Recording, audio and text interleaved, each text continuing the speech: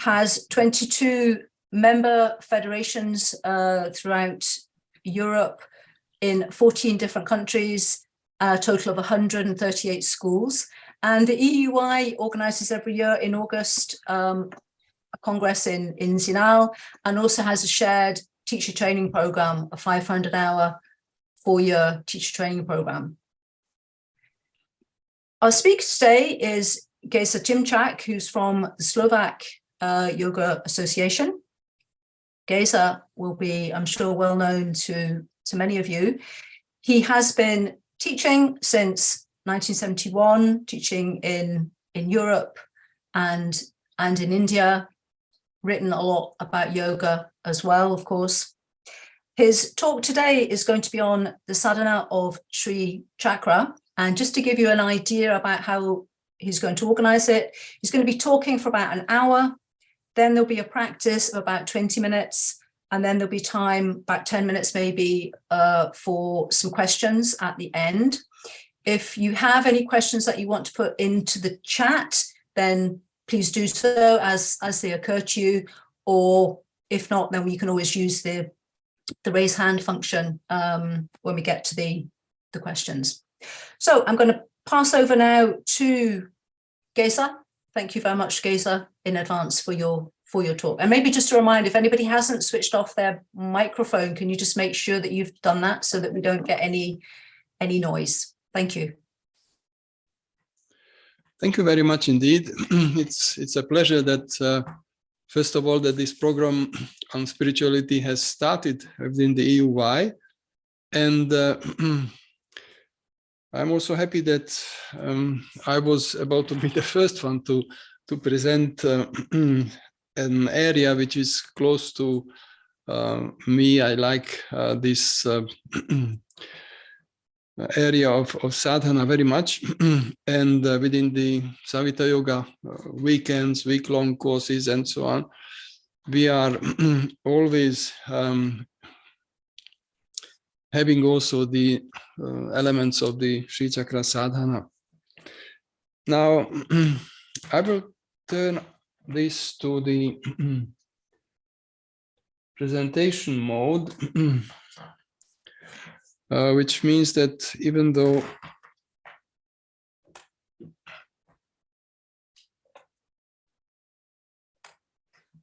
you will see less of me, but you will see more of the actual slides, which should guide us through the whole presentation, which, as Joy has already mentioned, is structured in such a way that we devoted most of the time to the, so to say, theoretical background.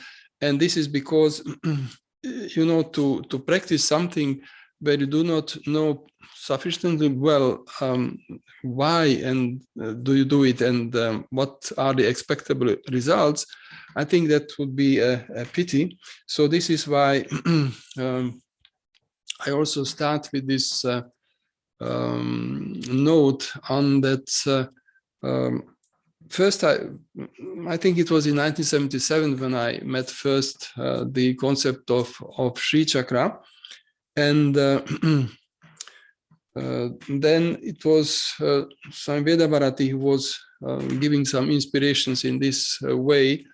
And he himself wrote a small booklet on Sri Vidya. Now, Sri is the concept of this Shakti, which is a universal principle,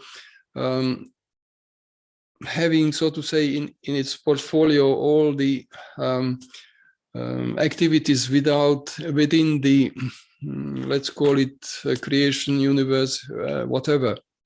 Now, there are many approaches to the Sri Vidya and many approaches to the Sri Chakra sadhana, and this is because in India, within the Indian cultural background, there is very often a tendency to outsource, so to say, all the activities which can be included in the Sri Chakra sadhana, and do it through pujas and other techniques which we will deal with later on. Now, the classical or the traditional way how to understand the working with the concept of Sri Chakra, there is a number of sources and a number of translations of the original works, but everything has its own advantage and disadvantage. So if we look at the standard practices, which of course include meditation and puja and nyasa and homa and mudra, so within the European, so to say, understanding of yoga, or within this inculturation of yoga within European or Western culture, some of these are a little bit difficult to follow, because then one would have to have a pujari and someone who can really follow up these techniques.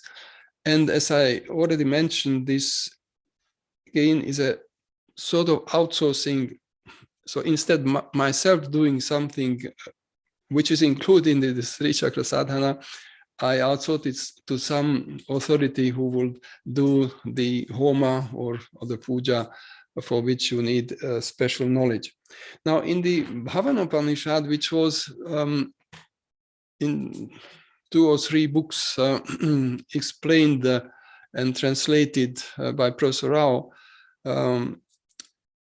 there is a description of the system which enables even a Western person to find a very nice way through understanding what this actual Sri Chakra sadhana would mean for a person who would like really to do something about his or her own personality development.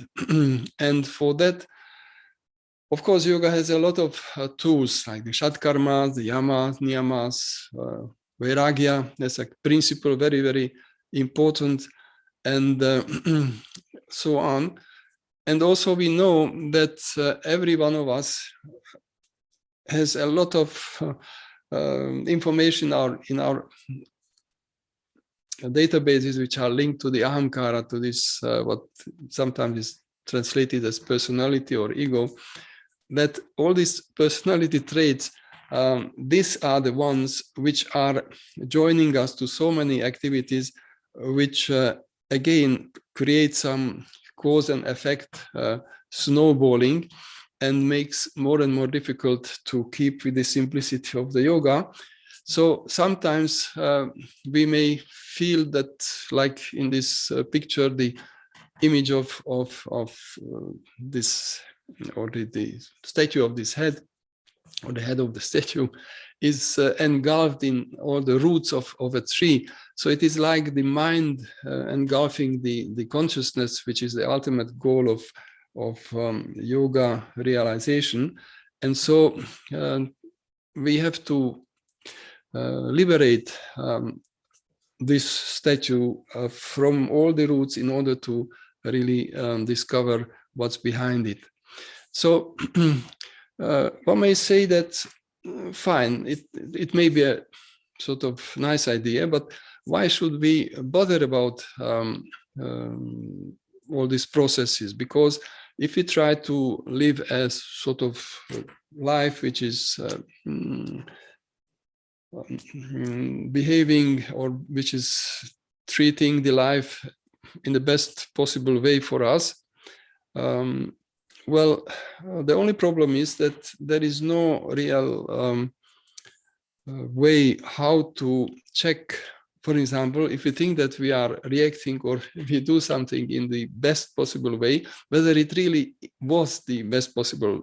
Parents may know it, you know, when you have a kid, you do the best, and then when the children become grown-ups, then they may have a different opinion that, you did this and this, and I felt at that time in this and this way, but couldn't communicate properly, and so on and so on. So we have to take into consideration that when we start processing this huge package of events, inner and outer processes, which we live through every moment of our life, that whatever the situation is, it is seamlessly embedded into the greater environment. So that means the past karma is getting its results, and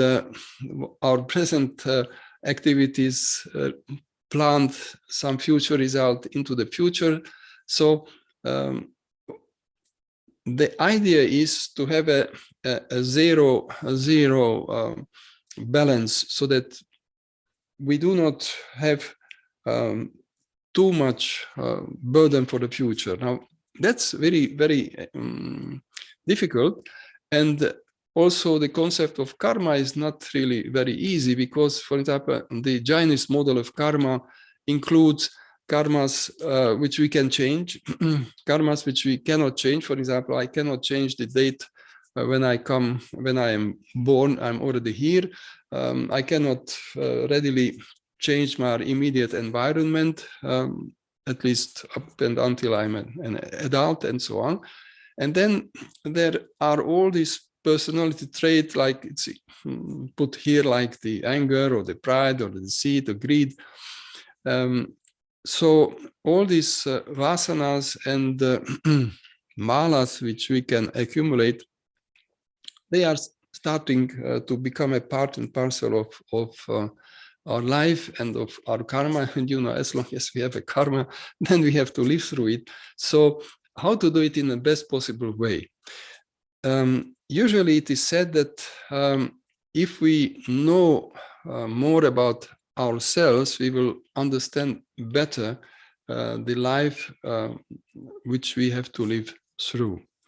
So there are some views which we can hear very often, that, okay, it's the end of the Kali Yuga, and then now we are starting, or already are in the golden age.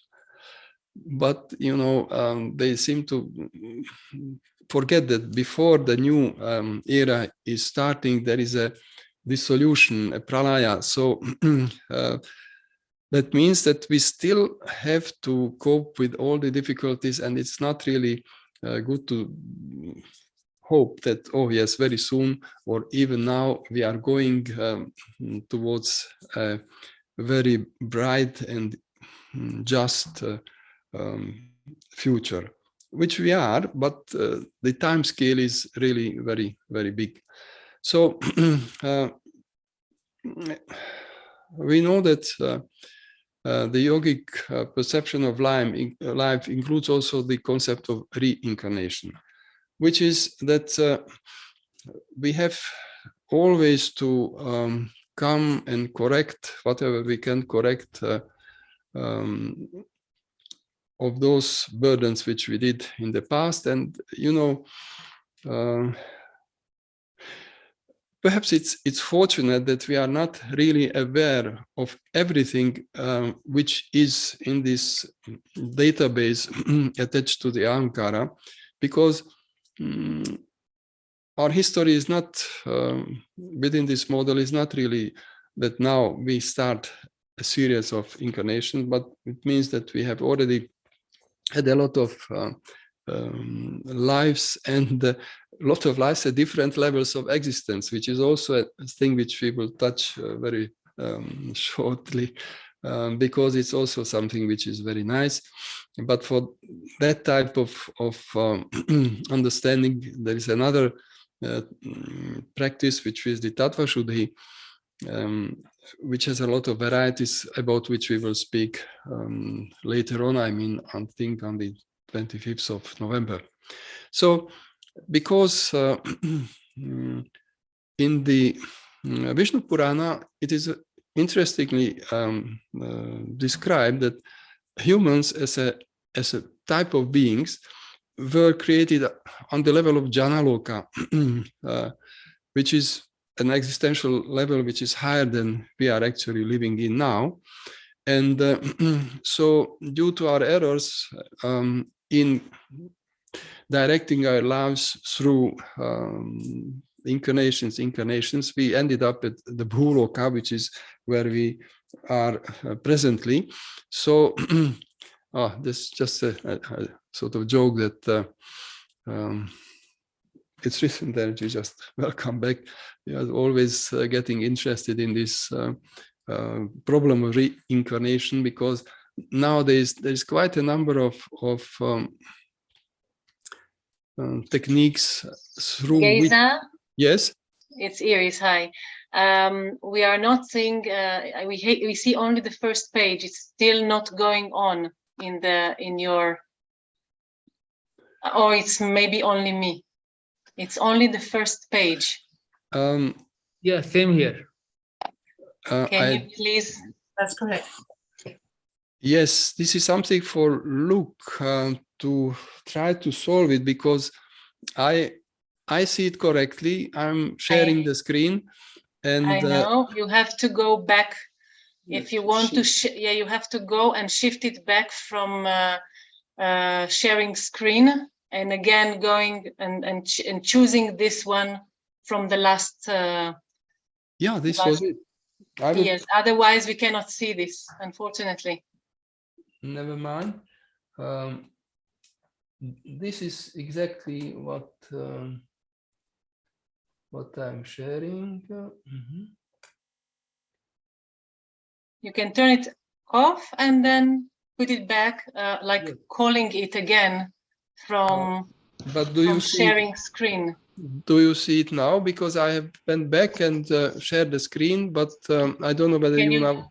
Yeah, so try the second one and the third one, because we are on the first one, the first page. First page.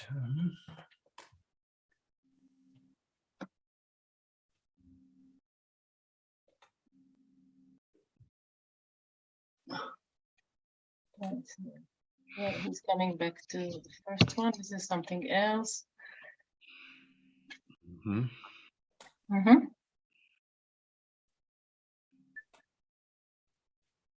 So now, what do you see? The first page only, Geza. The first page. My Only God. the first page, yes. Geza, do you have this PowerPoint on the same screen as your Zoom screen? On the same computer? Yes. Normally you have to have the PowerPoint open on your own computer, on the same computer, and then choose that PowerPoint, and then you have to... Exactly. But this is what I'm doing. Oh. It happens And- sometimes that it's not connected. And if you do start the presentation, presentatia, Yes. with the menu presentation, can you start presentation with the menu or with the function touch F5? F5, yes. F5. So what I can do only that I stop sharing and then select the proper stage, then Yeah. share it, and then you should actually see it. And yeah, and then F5, and then F5. Yes, yes. You have clicked on on the left on the page on the right. Yes. It's good. It's good. You Just, have to click in the left column when you change the page. Then we see it. Now, do you see it now? Yes, yes, we see it. Can you move one more? Can you pass it again to the beginning and then Well, roll it back? this is the start. Yes, there is nothing before that. So Yeah, but yeah. So we have been going through this. Can you follow? I mean, do you see what I see? I see just the inspiration with Swami Veda Bharati, and just continue. Can you please?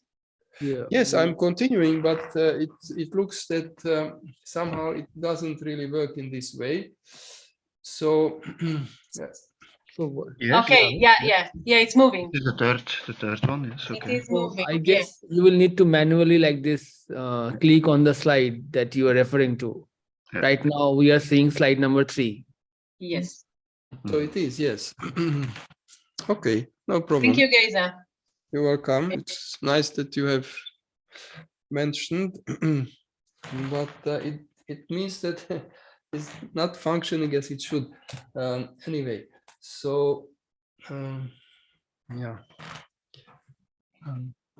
So you already heard what I said, and this is where we stopped the last time. That means that if you look up, there is a jhana lok, and then there's a bhulok, which is the sort of existential level on which we live.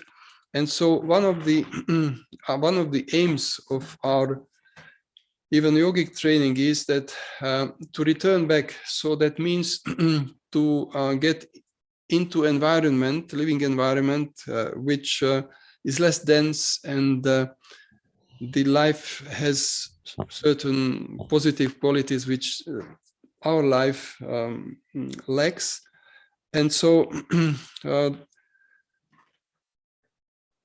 it's not easy from the point of view that we know very well, at least in our mind, or if we have been witnessing someone leaving this body, it may be a relative or friend, whoever, and you could perhaps see that sometimes we are ready to go, and sometimes we are not really ready to go, even if it is inevitable, because every one of us has to die. I mean, the body has to die, and that means we have to leave this level of existence. But even this change, this small change relatively, because if you look at it, so the bhuloka is the one which we are relatively well accustomed to, and then the bhuvaloka is the one where we go next when we leave the body. And there are so many people who are having problem, because every attachment which we form in our life creates a bond which is very difficult to break, so to say. So if you leave behind relatives or friends or things which we like, it's very difficult to move along. Now, this is, of course, the ultimate example from the point of view that if we are on this last minute, then we cannot do much about it. But the other point is that sooner or later, we have to realize that within meditation and within deep states of meditation, we can actually have experience of different levels of existence. Naturally, it is not the ultimate goal, but sometimes it happens that when the karma is already finished on this level, then we get the possibility of having a next incarnation on another level. Now, why I'm talking about it? Because in order to have a life which is beneficial not only to ourselves but to the people around us, we have to minimize all those outcomes of our mental or physical activities which block within the yoga practice. We cannot properly do yoga because, you know, the body reacts on our mental states. The nadis gets clogged if we have a lot of emotions which are, so to say, not constructive, but destructive, and so on. And it so often happens, and nowadays it's a special problem, at least in our part of the world. If you drive, you always find that people are really very impatient, very easily excited, and even small things they can bring them out of their balance. Now imagine that we have to really relax from all this in order to have a meditation. Otherwise, the meditation is just a sort of rehearsal of all things which happened to us during the day or during past day and so on. And so where is then the time and space for really going deeper? So this is why it is important to point that the body itself is it's a barrier, because it needs a lot of care. It can get old, it can get it can contract various diseases. And so even though we may know that our essence is the consciousness as such, but it's very difficult even to separate from our personality, and the personality is expressed in various reactions to life situations. So we have to take into account the load of the past, and we also have to realize that within the Sri Chakra sadhana, there is a very interesting and important concept of the guardians. We will go to that, but the guardians have, according to this tradition, two qualities. One quality is there are guardians which tend to help you through actually helping, and the other guardian is helping you because he or she makes you face your own, so to say, personality traits or personality reactions within everyday life situations. And it's very interesting that if you are able to create a distance, even for a fraction of a second, the distance between the actual happening and your reaction, then you can find that, yes, now I shouldn't really react as I usually do, but I have to choose a different approach, and it may make the actual situation perfectly different. So even the most scary life situation can be turned into a constructive situation if we do not react only as our personality would dictate us, because we are under a very strong dictate. Just imagine if you just close your eyes and do not look at the presentation, how many things will pass quickly before your mental eyes? A lot. And so when Patanjali, when he was defining the aims of yoga after the Chittavritti Nirodha, there is another verse, then the seer abides in itself, resting in its own nature. Well, this is it. So the seer cannot abide in itself if it's engaged. So it's a chittavritti, I mean this substance or this space or working space of mind is always moving and bringing new and new information and suggestions for reactions and fantasies and so on. So we cannot get the liberation. When I say liberation, it means that it's a liberation from all these chains and handcuffs, which we are not actually physically having, but our personality is tying us up into the degree into which it does it. And so to get liberated from all this, well, this needs really as much help as it is possible to get. And so the vasanas, first of all, we have to understand them. Where do they come from? Not by, so to say, mentation, I mean, not by thoughts, but as we will show later on, especially here in the Sri Chakra sadhana, in one of the verses of the Bhavana Upanishad, it's very nicely described how we can discover that now this and this nadi gets activated, and that means such an energy is coming into this situation which I am just now in. And now what to do? In what way should I recognize that, no, I will not react in my usual way, but I will try to see what's behind this situation. So to say, what would be the proper way? And the proper way always is a kind way, even though the kindness may cover different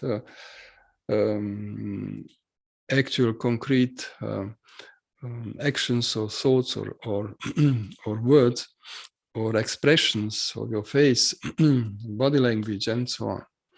So in order to understand, for example, that why in this way we are using very special mantras, we should go back, and I'm just skipping this one, yes, to the model where if you separate this Sat, Chit, Ananda into the three, so to say,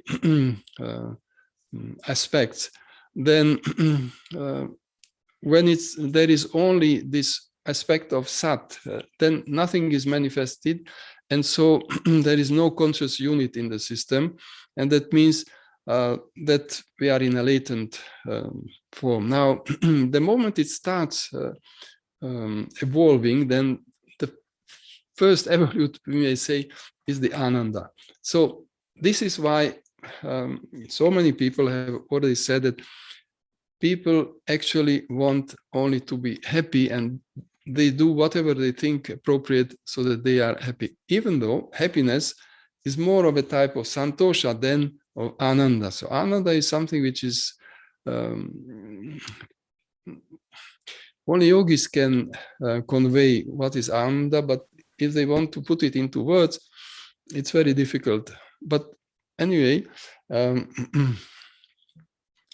when this manifestation starts, then the consonants start evolving, and you know, the sound is also a vibration. And if we sound a mantra, if we sound a sound, it is one thing. But it is also said that if a yogi says something, it is becoming a reality, or if it's already a reality, which is different. And if you take into consideration that there may be different levels of existence with different levels of beings, so the more subtle level it is, the greater effect can, whatever a being on that level says, or on our level, whatever a really competent yogi is telling, well, this is something which is sure to happen. And so on this universal scale, these vibrations, they fill the whole universe. So you know that even when this old Voyager 1 and Voyager 2 were starting their journey, they actually recorded the electromagnetic vibration of the various planets and their moons and so on. And the NASA have published these sounds, this segment which is perceptible to our hearing. And so even now, even as we talk, the vibrations are always manifesting through a whole universe, and every vibration has an effect on other planets, on us, on living and unliving things. So this is where we come to the point that the power of the mantras come from this very source, that it comes, the vibrations come from this Satchit Ananda. And so when we use mantras, then if we learn properly how to pronounce them, then they will bring an effect. But because we are not, I mean, unless we are a very competent yogi, we are not empowered to even to learn and to reproduce the vibration of a mantra in such a way that some big thing happens. Big thing, which means there are specific mantras, for example, to uplift someone to a higher level of perception. So if a yogi utters this mantra, then you feel this uplift. But again, unless you get anchored on this, so to say, level of consciousness, then you come back and you remember it in this time, and you have to strive to get back to it through your own efforts. Now, and here we come also to a very interesting point, that is free will. What is free will? Now, free will is what we are free to do. Now, what we are free to do, there are so many limiting factors. But, you know, if I would have to play a violin, even though it's my free will that incidentally, I have a violin, but I never learned to play on it. So my free will would first have to put me into a learning procedure, and then I can play. And there are things which I'm sure I would not even attempt to do. So the free will is what we are, what the life situation in which we are allows us to do or perceive. You know, so many times there are people who listen to whatever one is talking to them, but one is simply not remembering, the other one gets some questions, the third is understanding it. So even though the free will determine that that person is there, for example, on this lecture, but the limitations of the free will caused that it doesn't get into the mind, it just simply fades away, because there is not yet sufficient interest or the ability to understand what's the essence of what has been said, so that it comes and goes. And you know, I remember in 1962, I was trying to get the Bhagavad Gita, which at that time, you know, we lived under this communist regime where yoga and spirituality was really something which was not allowed legally, and in any case. So I found the father of a friend of mine had a Bhagavad Gita, even though it was a translation to the Czech language. And so I was happy. I went home and started reading it, because I really wanted to get a copy of Bhagavad Gita. And I read 2 verses, and suddenly I felt that I'm getting asleep. And I was so ashamed, because that I could borrow that book only for 3 months. And so after 3 years, I returned the book that I couldn't read it. But in 1968, I got hold of a Bhagavad Gita. I was reading it without any problems. So it means that when the right time comes, then if we follow this flow of our life, and if we really try to not to be on the underperformance side, then if we really persevere, then it will come. So we will actually pave our way through the life. But this direction into which we are going, this is something which is determined by our karma. And you see, it's very good if we are not looking this sad as this old man from a coal mine, but we are more optimistic and look forward to being able to really scale the mountains of this yogic training and achieve some results. So we now come to the actual Sri Chakra, and it has 9 levels with a special geometry, and it is a, so to say, condensed model of the universe, and it also relates to the relative sides of our life. And this is a 3D model of the Sri Chakra. And you see that if you go from the bottom to the top, then only the last one is filled with all bliss.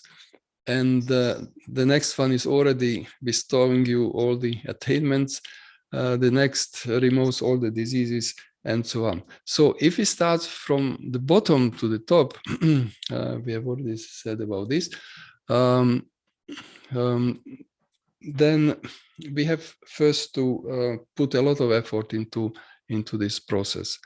Now, the Sri Chakra sadhana is tied to this Saundarya Lahari also, and Lalita Sahasranama Stotra, because for those who are able to comprehend a sort of really the big issue behind, then the Saundarya Lahari is the proper source with the commentaries, and there are very nice books which take care of it. For example, one of the Shankaracharyas have published a very nice work on this Srila the Saundarya Lahari. Now, the concept of Mahavidyas is something which we usually do not come across. They are very special. This, let's call it Shakti principles. They represent very special aspects from which only Shodashi or Lalita is the one which is actually considered in the Sri Chakra sadhana. So there are various. Here I have to go to the presentation mode for a moment, because we have to see. So these are the yantras of the 10 Mahavidyas, and this is how they are depicted. And Shodashi is one who is a very nice, benign person. Oh, sorry. And so when we start preparing for the Sri Chakra sadhana, we have a special Gayatri, which is called the Sri Vidya Gayatri, which has to be chanted 108 times so that it has an effect. I will just chant it for you once so that you get a sort of feeling what it actually, how it sounds. I'm Tripura Devi Vidmahe, Klim Kameshvari Chadhimahi, Soha Tanno Klinna Prachodayat. I'm Tripura Devi Vidmahe, Klim Kameshvari Chadhimahi, Soha Tanno Klinna Prachodayat. So this is something which directly attunes us to the Sri Chakra sadhana. But there are also Gayatris for the various elements which can also be used, but we will not detail it just now. And there is also a CD where all the needed mantra, and there is also a booklet which tells how to practice the Sri Chakra sadhana. And so I will, yes, go because we are now having a different mode than I thought we will have. So the guardians in some traditions are a little bit fearsome, in some other traditions they are only beneficial. In South India you have temple guardians, which are rather fierce warriors, or the tanks, the pools for purification, they have an entrance. So you walk into the mouth of a lion. Then you have the columns, which purify the environment in which one lives. And yes, I will now go here because the time is running quickly. So this we have seen when the three-dimensional model was presented. And now I will just quickly go to what I need to show you. And it is actually, yes, I will go forward and then go backward just in order to show what I need to show. So just have a look at this slide. This is the first level, so it's the basic level. And there are 4 gates through which one has to get into this whole system, which is then stratified up to the 9th level. So first, I mean, the siddhis are treated. So yes, sometimes we also want to become small or big, light or heavy, to preside over events and so on. But basically, we are not necessarily able to do it physically, but we can do it mentally. And you know, if one is having a sort of argument and the argument is not really going well for us, and we return home and we feel, oh, next time I get into such situation, I will manage it. I will be really on the top of this whole process and so on. So that is that we want to become big. Now, on the right-hand side, you see the passionate longing, violent anger, avarice, dazed fascination for the world, obstinacy, jealousy, sinful disturbances of the mind, or benign inspiration towards merit. What means that when these emotional states of mind occur, then we are just being inspired or tested, if we want, by the various, the Brahmi, Maheshwari, Kaumari, Vaishnavi, Varahi, Indrani, Chamunda, or Mahalakshmi, the last one, which is a benign inspiration. Then next we come the male aspects, Asitanga, Ruru, Chanda, Krodha, Unmatta, Kapala, Samhara. So if we are thoughtless, well, we are just being connected to the energies of the Krodha and so on. And so the other aspect of this practice is that it has a fourfold structure. So first, we, for example, try to remember some event where it happened that, for example, just what I have said, that in an argument we didn't really had enough energy and argumentation was not so good for us. And so when we return home, we want to be big.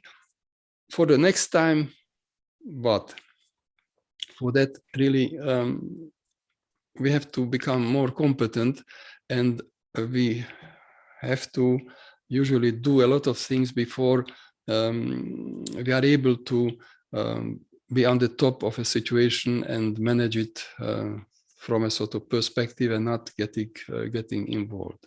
So in order to include what in Europe we would call a little bit of aesthetic, so we accept some difficulty. So first, for every practice, we take a specific remembering of some event which is related to such as states of mind. And then we repeat the mantras for the given level. So in this case, it is the Soha. And this is the mantra which we then pronounce aloud, and so to say, project mentally to the actual situation which we have chosen for our practice. Then we go to the given asana. Then we start within the asana to repeat the mantra mentally. Then after 3 to 5 minutes, we go and take up a sitting position. In the sitting position, we start doing Ujjayi pranayama, but the mantra, the soho, is used to measure the length of the inhalation and exhalation. Then we go to a 5-minute meditation, when again in the mind this mantra is being repeated. So this is a structure of every of the practices, and so this is written here how this is actually structured, but we have already talked about it. And we go to the second level. So the second level relates to attachments. So attractions pertaining to desire, to intellect, to ego. Now, what to understand by that? What type of attachment? Is it good or bad if I'm attached to my intellect? Well, in fact, maybe good, maybe not so good, but you see, there are people who say, oh, I have an IQ of 120 and you have only an IQ of 80, so I'm better than you. Or I'm too much relying on intellectual arguing or argumentation, but intellect is not an almighty tool. Or the ego or the ahamkar means that I'm very touchy. I have to be always respected, and if someone touches my ego, then I'm upset. Or sounds or perceptual forms. I like a person only if he or she is nice, or a taste, a smell, thoughts. And then you have the fortitude, recollections, verbal labeling, selfhood, the asmita, so or attached to the body, which is, I mean, to a certain degree, we have attached to the body whatever we do, but it depends how much we care more for the body than for our inner landscape, so to say. So when we are confronted with life situation, when suddenly, yes, this person is having a very, very good mark, footwear or whatever, and so he must be or she must be a sort of very, very so to say respected person, because whatever he or she wears is of very expensive type of either shoes or clothing or whatever. So if we realize, yes, so I'm actually sorting people according to some of these concepts to which I am attached, then I have again to relax from this. And so I will just go to the third level so that we can see the type of practice which we are faced with. So the attachments continue, speech and expression. This person is speaking in a very distinguished manner. And so evidently he finished his university studies either in Oxford or Cambridge. It looks like that.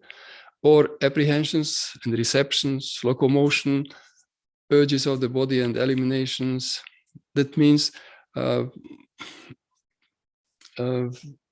whatever parts which are here mentioned, we are attached.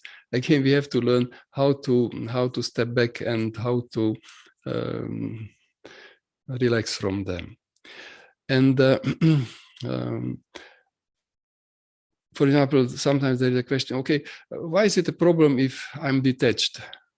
Well, it means that it's not the same thing if I'm detached at a proper situation or an improper. For example, if someone is just having a heart attack next to me and I said, well, karma, so what can I do? So under such circumstances, the ideal is if you can either help that person or call the 115 and call the ambulance. So detachment also has to be learned. what are the actual detachments at this moment, which I should be aware of and practice, or this passion, or what attention. Why is a problem to work with attention? Of course, it's not a problem. The attention is not a problem, but if I'm giving attention to the improper things, this is a problem. So it is a sort of school of life. And now, and here we come, the nadis. So, for example, here you have the main nadis, and there is also a note before. So, the agitator of all this type of energy and feeling is related to the Alambusha nadi. So, if you know that in the Chinese medicine, all the meridians are very exactly defined, how they go, where do they have the significant acupuncture points and so on. But in case of nadis, you don't have such, usually you know only the starting point, ending point. Sometimes you have another, it is behind or before of this nadi and to the left or to the right. But here there is a absolutely marvelous way how to map where this nadi is, that if I happen to be able to agitate people around me, then if I realize, okay, where did the energy for this come to my system, which ways did it happen? How did it reach my mind so that I'm expressing it in this way?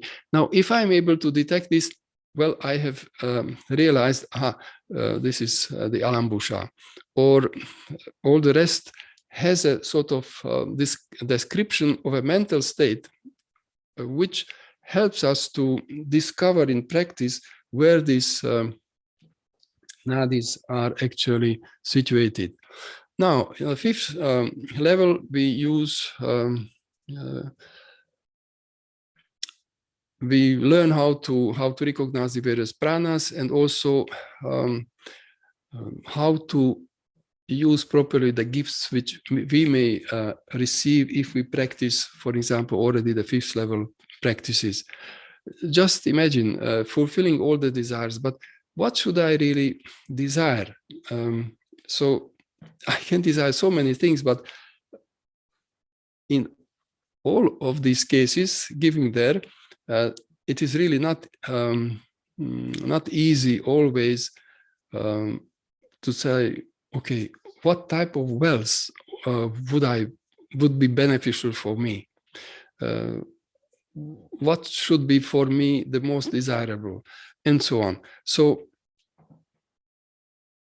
unless we use this practice, which includes always pranayama meditation and the asana and all the and the first step, which we already mentioned, we may simply be unaware of so many aspects of our mental reactions and emotional reactions, which we have to refine, and for which we have to find the proper direction. Then how to process energy. So again, when we say that knowing all is associated with elimination, one would think, okay, how can that be? Well, you know, there is also similarly that if you have a vessel, if you want to fill it with something and it is already filled, then you have to empty it before you get the possibility to fill it again with what you would like to fill it with. Now, all the powers, if we get all the powers, well, this is something which we have to digest. How to use this power? What powers I really would like to have? Because otherwise, I will ill use the powers. So the seventh level, the understanding of urges. Now,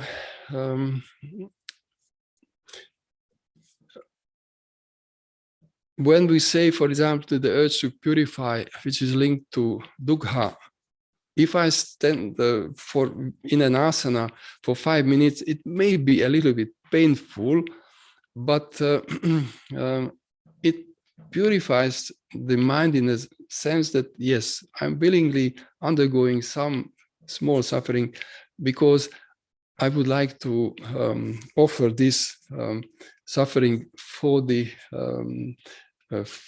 case of my practice. So I'm willing to not only sit, even though that also may be painful after some time, but not for this short period which we spoke about. So the urge to attain Shivahood, which is identity with absolute being, well, yes, this is the proper type of desire. But to desire it is one thing. The second thing is that before the 7th level, we were speaking about how to recognize where to direct our desire. Now, the 8th level is again this understanding of the creation. So it's something which also is linked to the sounds and the vibrations. So there are the 4 levels, which is the para, is the one which is beyond our comprehension, and the perceptible one, the madhyama, and then the pashyanti and vaikari. The vaikari is what we can process easily because we can hear it by our ears. The higher ones are not perceptible for the ears. So, and the 9th level, well, is something which is just linked to the to the highest level of being, that where the absolute consciousness and the universal energy, let's call it like they suddenly get united and in that way unmanifested, and this is when we find ourselves in a state of samadhi, and in some cases also we can reach the state of jivamukti, which means to get liberated for all these attachments, all these things which we have been dealing with. And you may also ask, okay, why only this? I have another set of properties, mental properties, personality properties, from which I will like to get rid of. Fine. But in the Bhavanopanishad, only these were selected. I can assure you that it is quite really a task to be able to cope with it. Now, the actual subject is wider, but here I would like to stop this theoretical part and return to the 1st level. Yeah, so I know that if I see properly the way how you are looking at the video, also the presentation, then you would not be able to do the naukasa, but we can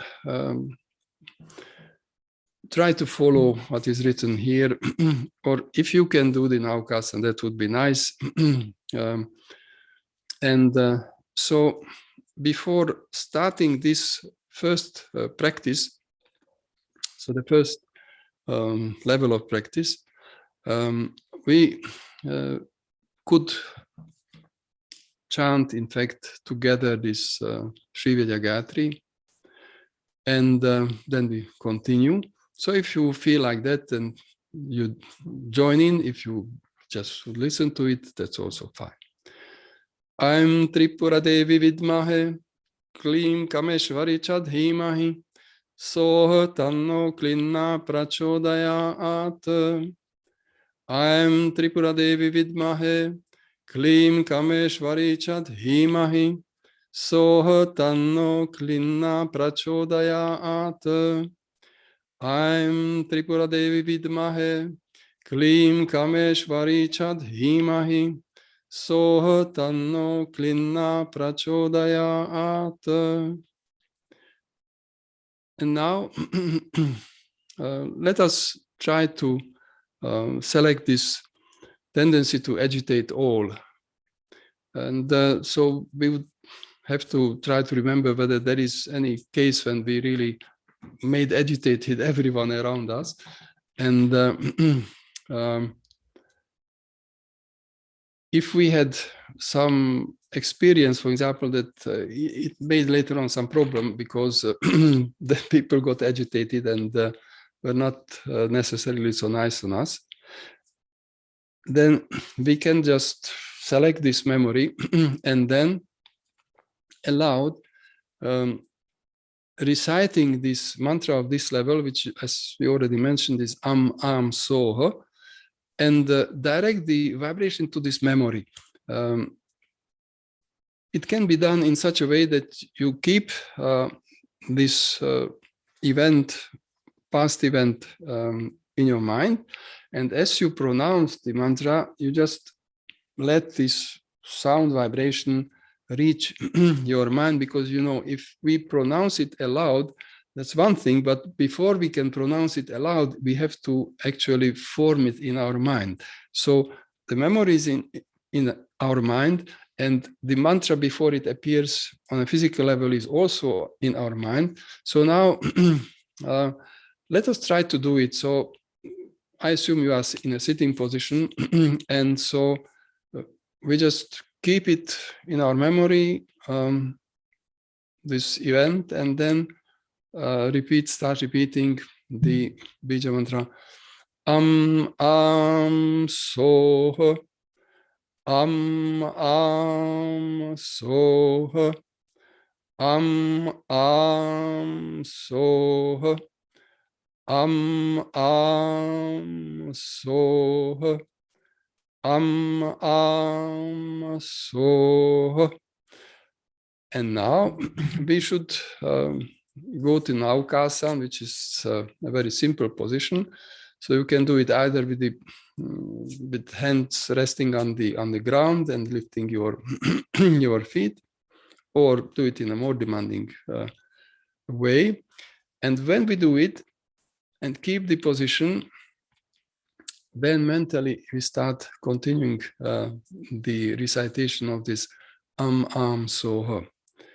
So now we just either mentally do the asana if we don't have the possibility to do it physically, and just attune to this soha, which still we project into this event which we recalled, which was related to this agitating all.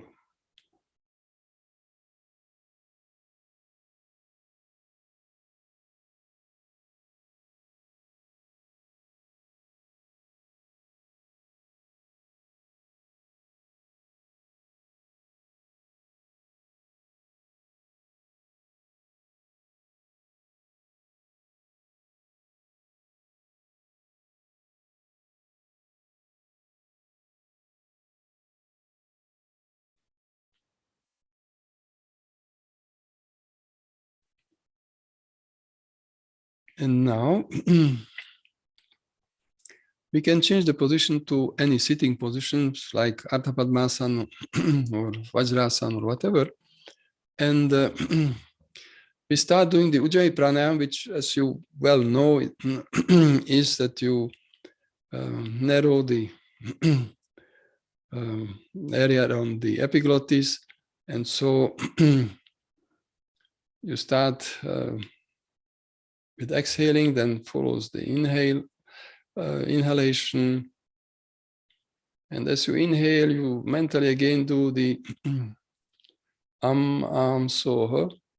And first just map for how many repetitions can I do the inhalation and how many repetitions can I devote to exhalation. So it should not really be uncomfortable. but shouldn't be too easy. That means you have to adjust the length of inhalation and exhalation for your own possibilities.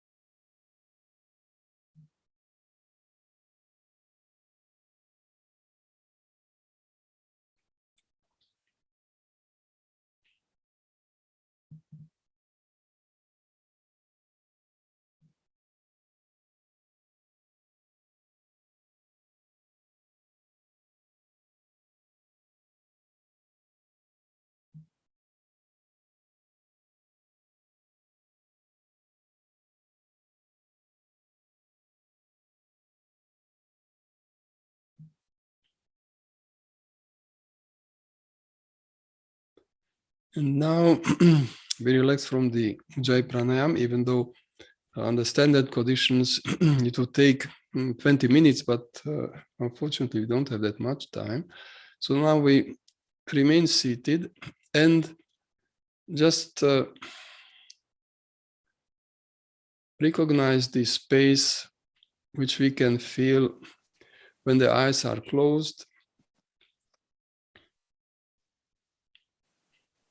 And within this space, usually the mind projects a lot of various thoughts, memories, and so on. But now we again feel it only with this mantra Am Soha, which we repeat mentally.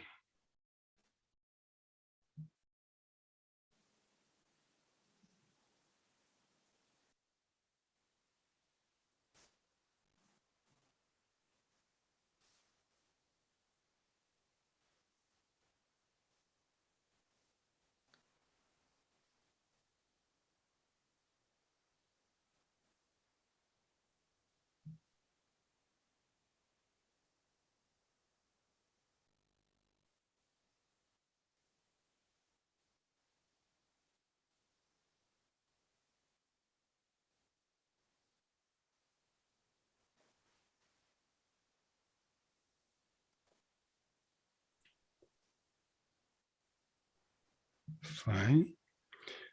So now we can again open our eyes and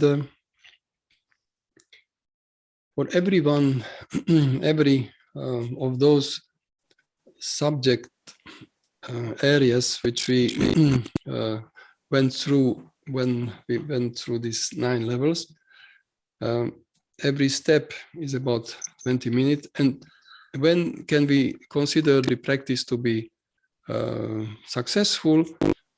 When we are not tied into this specific trait of our personality anymore in such a way that we just jump into it and cannot really develop a little bit of distance between the actual situation, our usual reaction, and if there is a distance, then we are in a better position. I have a friend who is having 2 kids, 2 boys.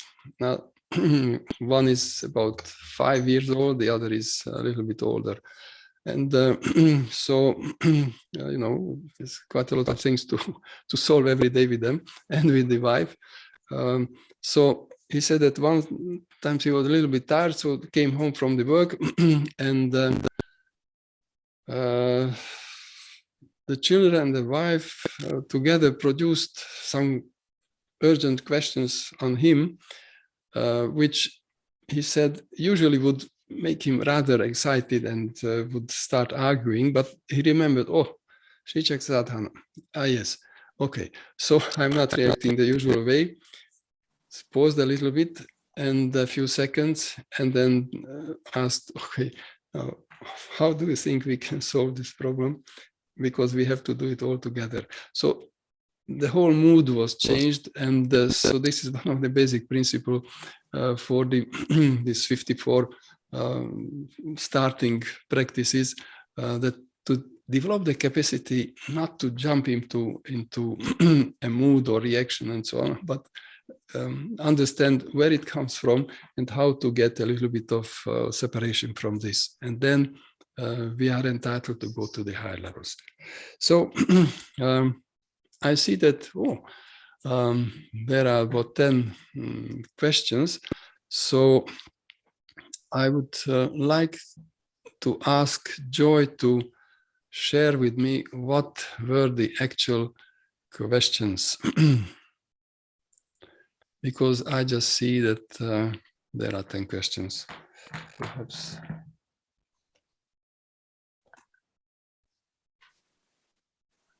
I don't see the other questions in the chat, Geza? Yes. I'm not seeing them, so I don't know why. I don't see them either. That's strange. How come? There are chat messages, but no questions in the chat. Yes. Okay. So I see only 3 of them. Oh, maybe the questions have been asked directly to Geza. Directly to Geza, I think, yes. Yes.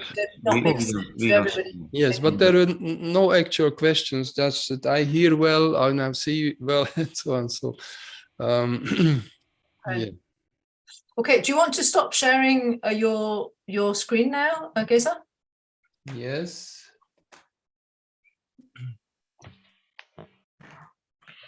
And so now I think we do have some time for questions. So if anybody wants to raise their hand to ask a question or send a question in the chat, then go ahead.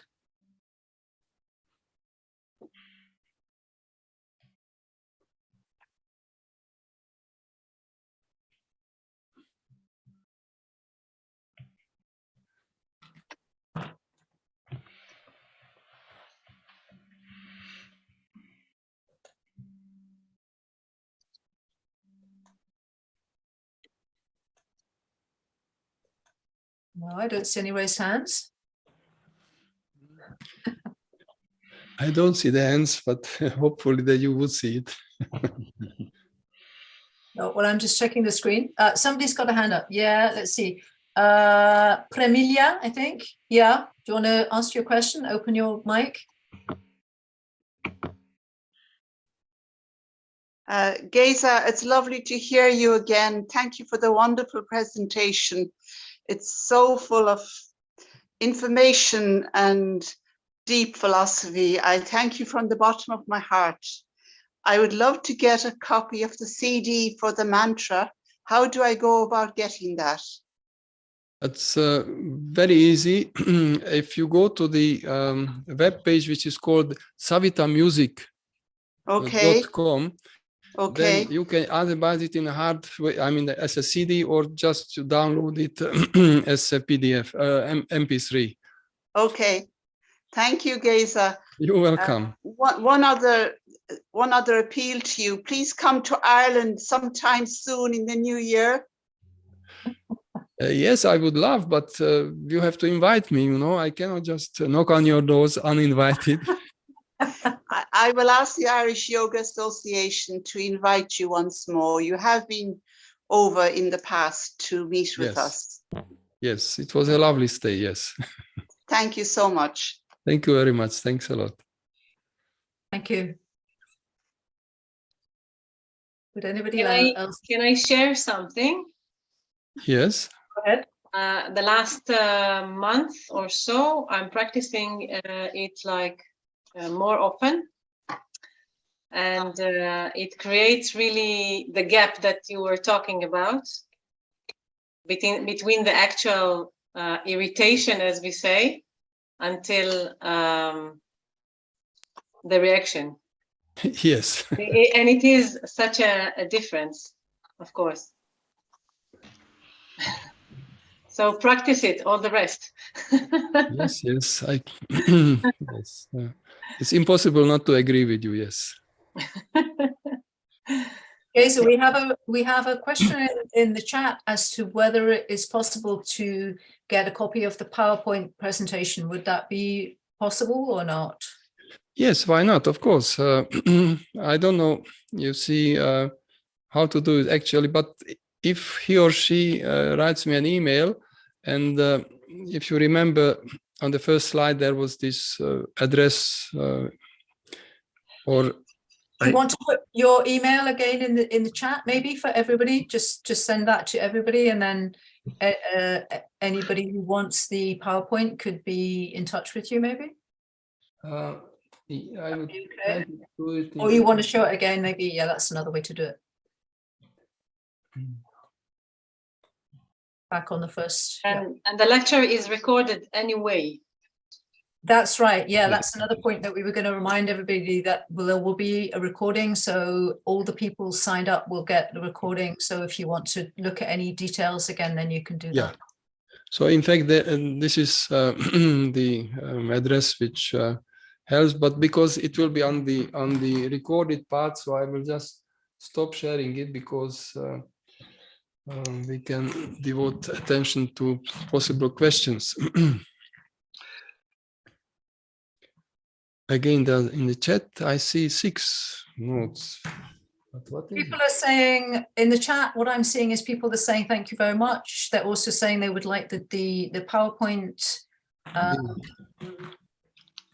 Yep. I don't see any actual, unless anybody wants to put their hand up and ask another question, maybe. Just check again.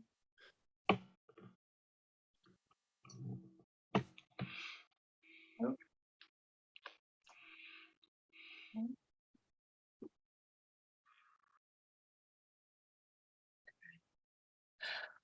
Well, if there aren't any more questions, I would just like to thank Geza very much indeed for kicking off this first this session of our program, online program. We're very grateful indeed to him. And as he mentioned, I think he will be speaking again in 3 weeks' time on the 25th of November. So if you want to check on the website, there will be another talk by Geza in 3 weeks' time. Next week, there are going to be a couple of talks and practices in Dutch, and the following week, I think we have again some more things in English. So the next few weeks, if you check the website, you will see that there are a number of different topics that are going to be covered. So as we said, this has been recorded, and you will get a link. Sorry, if I can get, then I don't want the last word for myself, but I would like to note that we have a number of these Savita Yoga weekends and sessions. So if anyone would be interested in learning this in practice, because I have to say it's far easier to learn when one is at an actual course than just from the presentation or from the recordings.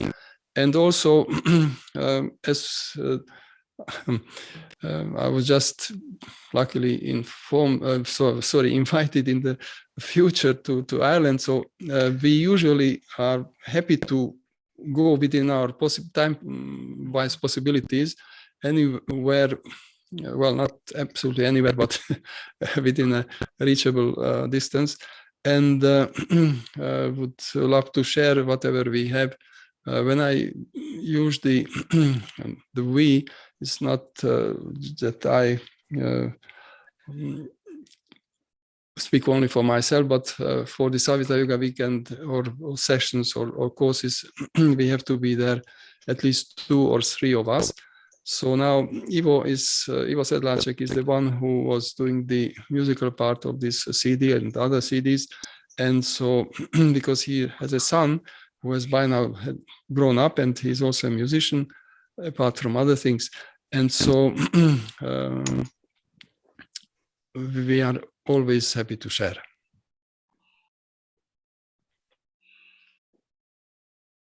Good. Thank you for that, Geza.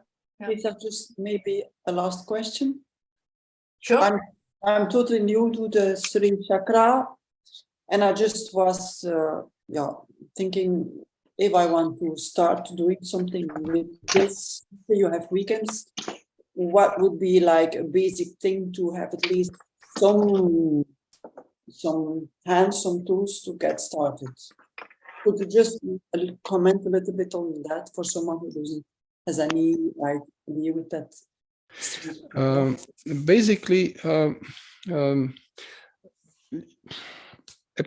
if you have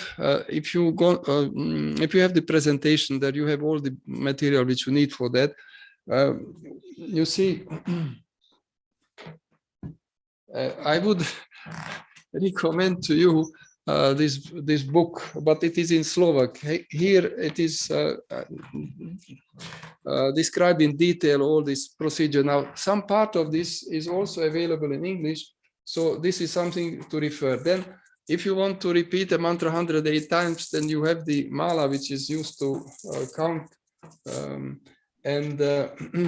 If you have danda, which is useful for making the nasal passages properly attuned, but here I don't have, unfortunately, the time to show all the rest. But basically, you need only yourself, some time, the logic of the practice, and that's it. So if I would send you the, I mean, I don't have your email address, but if you send it to Joy, or if you remember this address of mine, then of course I'm happy to share this technology. Yes, and the best thing is that I will send you the level 1. You will practice it and give me feedback, because you know it's always nice to have a feedback for you also, that you know, is it like this or like that?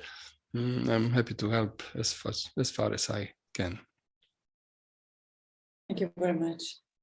You're welcome. Geza, somebody was just asking there what the name of the book is, the book that you just mentioned there. I think that's the one in Slovakian, maybe? It is called the Yoga 5.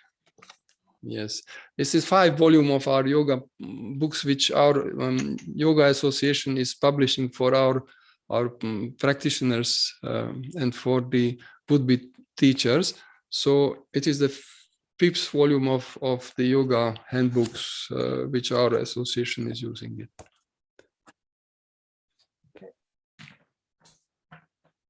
And if any more questions occur to you, you have Geza's email, and I'm sure he'll be more than happy to respond to any questions that you might have. If you want, I can, when I send the link to the recording, I can mention the mail address again from Geza. Then people don't have to search in the presentation and so on. That would be very kind of you. Thank you. Okay. And I think, Luke, we're also going to be inviting people to send us their feedback as well. There's going to be an opportunity. Yes. That's when I okay. Yes, indeed. That's another topic. But they are invited to send their feedback. Yeah, that's right. So there's a link to an evaluation form, so that you can tell us how it was for you, what you liked, what you might improve, etc. Future. In the reminder of the mail, the link to the survey to give feedback was mentioned, so people can give their that's right. Feedback. Good. Okay. Well, thank you again, Geza. Thank you all of you for being here this evening. Have a very good evening, very good weekend, and we hope to see you again online for another talk. Thank you very much. Thanks a lot. Thanks. Thank you. Thanks a lot. Thank you.